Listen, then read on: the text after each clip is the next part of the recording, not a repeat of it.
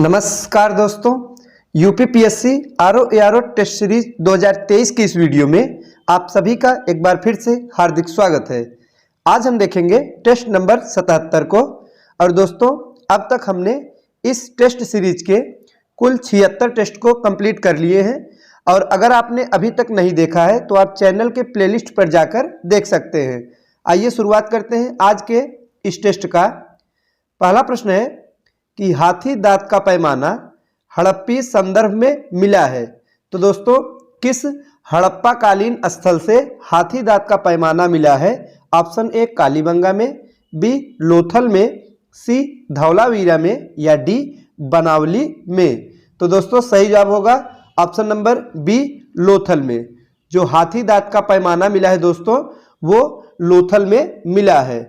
और लोथल से संबंधित कुछ प्रश्न परीक्षा में जो पूछे जाते हैं, आइए देखते हैं।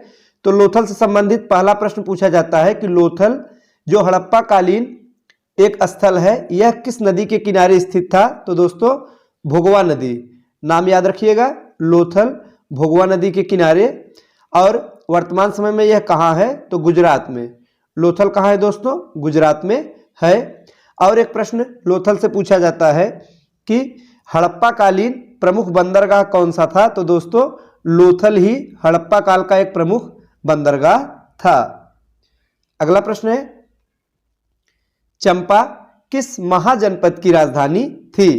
Option A Magadh, B Vajji, C है कोसल या डी अंग।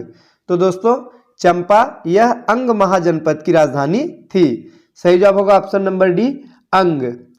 अगला प्रश्न है, द्वितीय बौद्ध समिति का आयोजन कहाँ हुआ था? तो दोस्तों, सही जवाब होगा वैशाली में। कुल 4 बौद्ध संगीतियाँ या समिति आयोजित की गई थी दोस्तों, जिसमें पूछा जा रहा है कि दूसरी बौद्ध समिति का आयोजन कहाँ हुआ था? तो वैशाली में हुआ था। और अगर पूछा जाएगा कि द्वितीय बौद्ध संगीत का आयोजन के समय शासक कौन था दोस्तों? तो कालाशोक। तो इसका आयोजन कालाशोक के समय में हुआ था। कालाशोक के समय में हुआ था। और कहाँ हुआ था दोस्तों? वैशाली में। और अगर डेट पूछा जाएगा तो 383 ईसा पूर्व में हुआ था। 383 ईसा पूर्व में हुआ था। और अध्यक्षता किसने की थी? तो सबाकामी या सर्वकामी ने इस संगीत की अध्यक्षता की थी। अगला प्रश्न है, चंद्रगुप्त मौर्य ने सेल्यूकस को किस वर्ष में पराजित किया था? तो दोस्तों, 305 ईसा पूर्व में चंद्रगुप्त मौर्य ने सेल्यूकस निकेटर को पराजित किया था। और इसका जो वर्णन है वो एपिनायस नामक एक यूनानी विद्वान ने अपने ग्रंथ में किया है। और दोस्तों, बाद में इन दोनों के युद्ध के उपरांत दोनों के बीच में संधि हो गई थी। और संधि के दौरान क्या हुआ था कि सेल्यूकस ने चंद्रगुप्त को कांधार, हेरात प्रांत जो है वे सौंप दिए थे। और चंद्रगुप्त ने सेल्यूकस को 500 हाथी भेंट स्वरूप दिया था। अगला प्रश्न है, निम्नलिखित सुल्तानों में से किसने गढ़मुक्तेश्वर की मस्जिद की दीवारों पर अपने शिलालेख में स्वयं को खलीफा का सहायक कहा है? तो दोस्तों, किसने कहा है? बलबन ने कहा है। सही जवाब होगा option number A Balban. Balban ने स्वयं को खलीफा का सहायक उल्लेखित करवाया है। अगला प्रश्न है, ख्वाजा मुइनुद्दीन चिश्ती शिष्य थे। तो दोस्तों, ये किसके शिष्य थे? सही जवाब होगा option number C, Khwaja Usman Harooni के शिष्य थे। तो किसके शिष्य थे? ख्वाजा उस्मान हारूनी। आगे है, निम्नलिखित में से कौन भारतीय राष्ट्रीय कांग्रेस की प्रथम महिला अध्यक्ष थी? तो दोस्तों, प्रथम महिला अध्यक्ष श्रीमती एनी बेसेंट थी। सही जवाब होगा option number B, Shrimati Annie Besant. दोस्तों, भारतीय राष्ट्रीय कांग्रेस की पहली महिला अध्यक्ष श्रीमती एनी बेसेंट 1917 में बनी थी। कब बनी थी? 1917 में बनी थी। और दोस्तों, अगर परीक्षा में पूछा जाएगा कि भारतीय राष्ट्रीय कांग्रेस की प्रथम भारतीय महिला अध्यक्ष कौन थी? तो दोस्तों, अगर भारतीय महिला अध्यक्ष पूछा जाएगा तो उसका सही जवाब होगा सरोजनी नायडू। सरोजनी नायडू ये भारतीय राष्ट्रीय कांग्रेस की पहली भारतीय महिला अध्यक्ष थी। और पहली महिला अध्यक्ष पूछा जाएगा तो श्रीमती एनी बेसेंट सही जवाब होगा। अगला प्रश्न है, निम्नलिखित में से कौन भारतीय संविधान की पांडुलेखन समिति का अध्यक्ष था? महत्वपूर्ण प्रश्न है। तो दोस्तों पांडुलेखन समिति का अध्यक्ष कौन था? तो बी.आर. अम्बेडकर यानी डॉक्टर भीमराव अम्बेडकर ये पांडुलेखन समिति के अध्यक्ष थे। और पांडुलेखन समिति को प्रारूप समिति भी कहा जाता है। दोस्तों परीक्षा में पांडुलेखन न देकर ऐसे भी पूछ सकता है कि प्रारूप समिति के अध्यक्ष कौन थे? तो दोस्तों प्रारूप समिति के अध्यक्ष डॉक्टर भीमराव अम्बेडकर थे। अगला प्रश्न है, निम्नलिखित में से कौन भारत का एकमात्र यहूदी वायसराय था? तो एकमात्र यहूदी वायसराय कौन था दोस्तों? Lord reading. सही जवाब होगा option number D, Lord reading. और लॉर्ड रीडिंग भारत के वायसराय पद पर 1921 से 1926 तक बने रहे। 1921 से 1926 तक। अगला प्रश्न है, सूची 1 को सूची 2 से सुमेलित कीजिए। तो आइए दोस्तों सूची 1 को 2 से सुमेलित करके सही कूट का चयन करना है। पहला है अबुल कलाम आजाद। तो पूछा जा रहा है ये भारतीय राष्ट्रीय कांग्रेस की सभाओं में अध्यक्ष पद पर कब बने थे? तो दोस्तों अबुल कलाम आजाद ये 1940 में रामगढ़ अधिवेशन में अध्यक्ष के पद पर थे। ए का 4 हो जाएगा। बी है सरोजनी नायडू।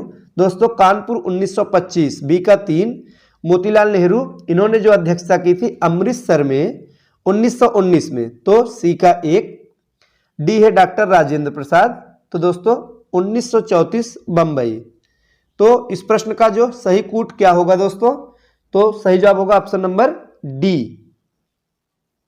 आगे है, निम्नलिखित में से कौन नेहरू की अंतरिम सरकार 1946 में वित्त मंत्री था?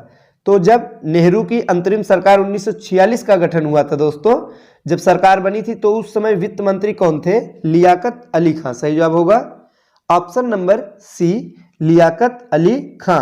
ये वित्त मंत्री नियुक्त किए गए थे। अगला प्रश्न है, भारत की निम्नलिखित नदियों में से कौन हिमालय की सभी श्रेणियों को काटती है? तो दोस्तों वो कौन सी नदी है जो कि हिमालय की सभी श्रेणियों को काटती है?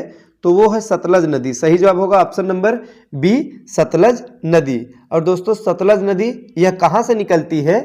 तो तिब्बत के मानसरोवर झील के पास से राकसताल से निकलती है। तो कहाँ से निकलती है? राकसताल से निकलती है, जो कि मानसरोवर के पास स्थित है। और दोस्तों परीक्षा में यह भी पूछा जाता है कि सतलज नदी यह भारत में किस दर्रे के समीप से प्रवेश करती है? तो हिमाचल प्रदेश में एक दर्रा है सिपकिला दर्रा। तो दोस्तों उसके समीप से ही सतलज नदी भारत में प्रवेश करती है। अगला प्रश्न है, निम्नलिखित देशों में से कौन मध्य अमेरिका में स्थित नहीं है? तो ऑप्शन ए है पनामा, बी है सिएरा लियोन, सी होंडुरास या डी ग्वाटेमाला। तो दोस्तों कौन सा देश है जो कि मध्य अमेरिका में स्थित नहीं है? तो सही जवाब होगा option number B, Sierra Leone. दोस्तों यह पश्चिम अफ्रीका में अवस्थित है।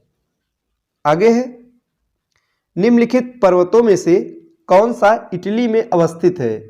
तो दोस्तों AP9 पर्वत यह इटली में स्थित है। इस प्रश्न का सही जवाब होगा ऑप्शन नंबर ए, AP9 पर्वत। अगला प्रश्न है, भारत के निम्नलिखित भौमिकीय शैल क्रमों में से किसमें लौह अयस्क का समृद्ध भंडार पाया जाता है? तो दोस्तों वह कौन सा शैल क्रम है जिसमें लौह अयस्क का समृद्ध भंडार पाया जाता है? तो वो है धारवाड़ क्रम। दोस्तों सभी जो धात्विक खनिज है वे अधिकांश मात्रा में धारवाड़ क्रम की चट्टानों में पाई जाती है। और अगर पूछा जाएगा कि कोयला अधिकांशतः किस शैल चट्टान से पाई जाती है? तो दोस्तों कोयला जो पाई जाती है वो गोंडवाना क्रम की चट्टानों से पाई जाती है। अगला प्रश्न है, स्थायी जनसंख्या संरचना के लिए निम्नलिखित में से एक प्रक्रिया का चयन कीजिए। तो दोस्तों इस प्रश्न का सही जवाब क्या होगा? तो सही जवाब होगा ऑप्शन नंबर सी, स्थिर जन्म दर और मृत्यु दर। अस्थायी जनसंख्या संरचना के लिए स्थिर जन्म दर और मृत्यु दर होना चाहिए। आगे है, निम्नलिखित में से कौन एक राज्य की आकस्मिक निधि की स्थापना के लिए उत्तरदायी है? तो दोस्तों राज्य की आकस्मिक निधि की स्थापना के लिए उत्तरदायी कौन है? सही जवाब होगा ऑप्शन नंबर ए, किसी राज्य का विधानमंडल। तो राज्य का विधानमंडल ही आकस्मिक राज्य की आकस्मिक निधि के लिए उत्तरदायी होती है। अनुच्छेद 267 के 2 के अनुसार है। इसका वर्णन किसमें मिलता है? अनुच्छेद 267 2 में। आगे है, किसी राज्य लोक सेवा आयोग के कार्यों को निम्नलिखित में से किस एक के अनुमोदन से संघ लोक सेवा आयोग को सौंपा जा सकता है? तो दोस्तों, भारत के राष्ट्रपति के अनुमोदन से संघ लोक सेवा आयोग को सौंपा जा सकता है। सही जवाब होगा ऑप्शन नंबर डी, भारत के राष्ट्रपति। अगला प्रश्न है, भारत के महान्यायवादी के विषय में निम्नलिखित कथनों पर विचार कीजिए और उपर्युक्त में से कौन सा कथन सही है यह हमको बताना है। तो दोस्तों, कुल 4 कथन हैं जो कि महान्यायवादी से संबंधित हैं। आइए देखते हैं इसमें से कौन सा सही है। पहला है कि वह भारत के राष्ट्रपति द्वारा नियुक्त किया जाता है। तो दोस्तों, जो महान्यायवादी है वो भारत के राष्ट्रपति द्वारा नियुक्त किया जाता है, बिल्कुल सही है। दूसरा है, उसमें वही योग्यता होनी चाहिए जो कि सर्वोच्च न्यायालय के न्यायाधीश में होती है। तो दोस्तों, महान्यायवादी की जो योग्यताएं निर्धारित की गई हैं वो सर्वोच्च न्यायालय के न्यायाधीश की ही योग्यताओं के समान है। तो जो दूसरा कथन है यह भी बिल्कुल सही है। तीसरा है, उसे संसद के किसी भी एक सदन का सदस्य होना चाहिए। तो दोस्तों, यह कथन गलत हो जाएगा। चौथा है, संसद द्वारा महाभियोग लगाकर उसे हटाया जा सकता है। तो चौथा कथन भी गलत है। तो इस प्रश्न का सही जवाब क्या होगा? सही जवाब होगा ऑप्शन नंबर ए, यानी पहला और दूसरा जो कथन दिया गया है वो बिल्कुल सही है। और दोस्तों, महान्यायवादी की नियुक्ति यह किस अनुच्छेद में मिलता है इसको भी याद रख लीजिएगा, परीक्षा में पूछा जाता है। तो अनुच्छेद 76 में महान्यायवादी की नियुक्ति का प्रावधान है जो कि राष्ट्रपति द्वारा इसकी नियुक्ति की जाती है। अगला प्रश्न है, किसानों के लिए किसान क्रेडिट कार्ड योजना लाई गई थी। तो किसान क्रेडिट कार्ड योजना यह कब लाई गई थी? तो दोस्तों, 1998-99 में यह योजना लाई गई थी। अप्रैल 1998 में इसका शुभारंभ हुआ था। और दोस्तों, इसका उद्देश्य क्या था? तो उद्देश्य इसका है कि किसानों को लचीले और सहज प्रक्रिया के साथ में ऋण प्रदान करना, जो कि पर्याप्त ऋण बैंक द्वारा उपलब्ध कराया जाना। तो ये थे आज के महत्वपूर्ण प्रश्न। वीडियो अच्छा लगा हो तो लाइक करें और चैनल को सब्सक्राइब करें। मिलते हैं अगले वीडियो में कुछ नए नए प्रश्नों के साथ। तब तक के लिए नमस्कार।